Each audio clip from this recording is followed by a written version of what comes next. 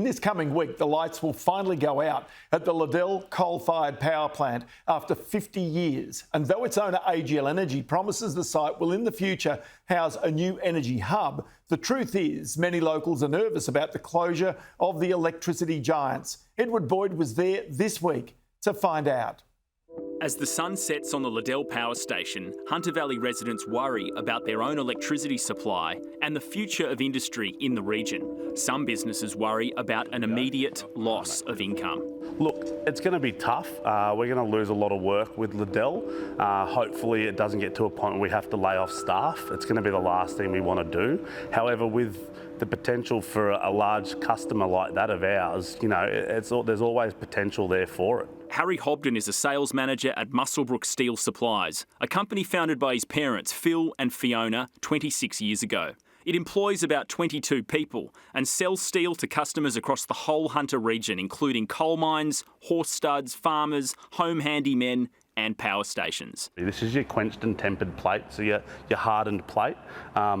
They'll use these in your big truck bodies, right? And that sort of stuff, and as cutting edges and wear plates in excavator buckets and all of that. And you know, over the years we've sold thousands of square metres of this to the power stations, whether it be Bayswater or Liddell. They've been a massive buyer of this sort of stuff. They use down there in their power stations. It's one of our sort of biggest sellers. Liddell and Bayswater's current owner AGL and the previous owner, Macquarie Generation, have been one of Harry's most important clients. So Macquarie Generation and then AGL has probably been our largest customer for 25 years. The support that they showed us in the early stages of the business really allowed Phil, my father, to keep the business going. And they were unrelenting in their support of Muswellbrook Steel, and they've been great over the years. It's going to have a big flow-on effect. The closure of Liddell. Liddell was built by the New South Wales government and commissioned in 1971. Once upon a time, it was the largest coal-fired power station in Australia. But now, after more than 50 years of service, the generators are, quite literally, falling apart. Liddell, sadly, is now beyond her use-by date. The workforce accepts that, and it's a credit to AGL that they're making sure that people either take voluntary redundancies, no forced, or make the transition to the sister power station, Bayswater, just across the road. So the closure of Liddell is inevitable. Whether we've properly planned for it, of course, is a very different question. Liddell has roughly 180 employees. About 65% of them will transfer to Bayswater across the road. About 1/3 will retire or take voluntary redundancies, and roughly 10% are finding work elsewhere. The people in the Hunter Valley understand Liddell has to go. To them, the more serious concern is the impending closure of Australia's biggest coal-fired power station, Eraring, in 2025. Last year, owner Origin Energy said it will close the power station on the shores of Lake Macquarie 7 years earlier than expected. Liddell needs to close purely because of the maintenance that needs to be taken. We're talking hundreds of millions of dollars just to keep it alive for 3 years. We want it to close because it's at that place where we don't want a fatality. But Eraring, on the other hand, it's one of the biggest electricity producers, and we're going down the renewable path. We know policy is taking us down that way, but we aren't ready for it. We're not going to be there when it comes time for Eraring, I believe. Muswellbrook Mayor Steve Reynolds worked for 9 years at the Mount Arthur coal mine on the outskirts of Muswellbrook. He's supportive of the Liddell site being transformed into an energy hub, which will repurpose the existing transmission infrastructure. AGL's planning to build a 500 megawatt battery on the Liddell site. Why would you plan it out and sterilise it that it can't be used for another purpose? It needs to be looked at as next best use as to what can be done. So we can take into account that they've got office buildings there that can be reutilised, which is the energy hub. The stacks need to come down and all the main infrastructure. They've got people there commissioned to do the removal and salvage of the equipment, but it just does not make sense to not repurpose a lot of this. And when we talk mining as well, the rail facilities that we can have for agricultural manufacturing, it really needs to be reinvestigated, but we're about 2 years behind the 8 ball on that one. Singleton-based business Whitmore has been providing supported employment and programs to people with a disability since 1958. Chief Executive Anita White has 42 employees and then about 32 on supported employment. We do a whole range of disability services. So we have our program sections which do one-to-one supports, life, school teaching. We have supported holidays, social events. It's really important for us that they have a friendship circle and promoting that. We do sporting competitions. We have a respite house. We have our workshop, and we also now have our Riverside Park kiosk, which they do barista courses in.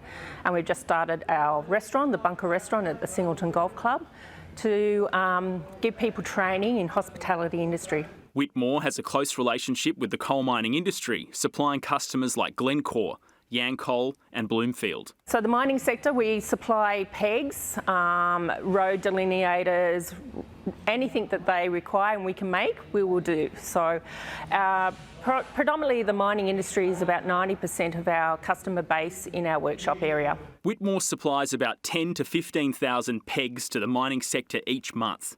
AGL is a customer too, with Whitmore providing them with catering services and some road signage. The last power generation unit at Liddell will be turned off next week, bringing an end to its 52-year history near Muswellbrook in the Hunter Valley.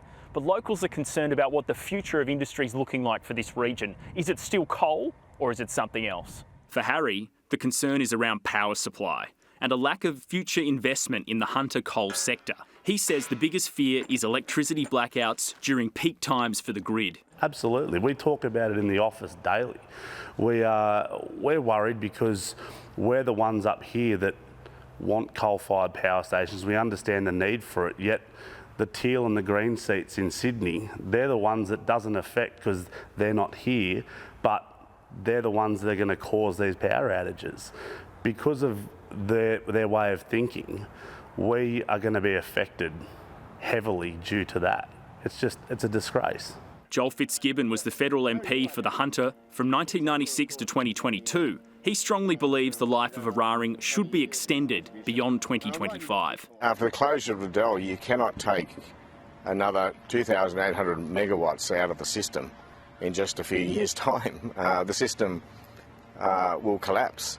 So the New South Wales government will have to find a way, working with the new owners, to extend the life of that generator. It's not that old in coal-fired generator terms. It's got another decade left in it easily. It can be profitable for another decade. Liddell's closure won't have a major impact on Whitmore, but it's the long-term future of the Hunter Valley that has Anita concerned. We don't see the pegs disappearing tomorrow. However, we have to be, as a business, proactive in being diversifying, and what does that look like in the future for us? Is it going to be around green energy, and how can we produce products for that industry is what we're looking at now. And Steve Reynolds is worried the proposed new energy projects for the Hunter region won't come online soon enough. AGL, they've got the pumped hydro, the battery storage that we're working with them with at the moment, and they're looking at other things like hydrogen and gas from this area. So it's a real open realm of different energy to come into the sector, but is the time right? That's the question. Liddell's 52-year tenure of generating electricity ends on April the 28th. The coal industry will live on for now, but even there, this community knows the clock is ticking.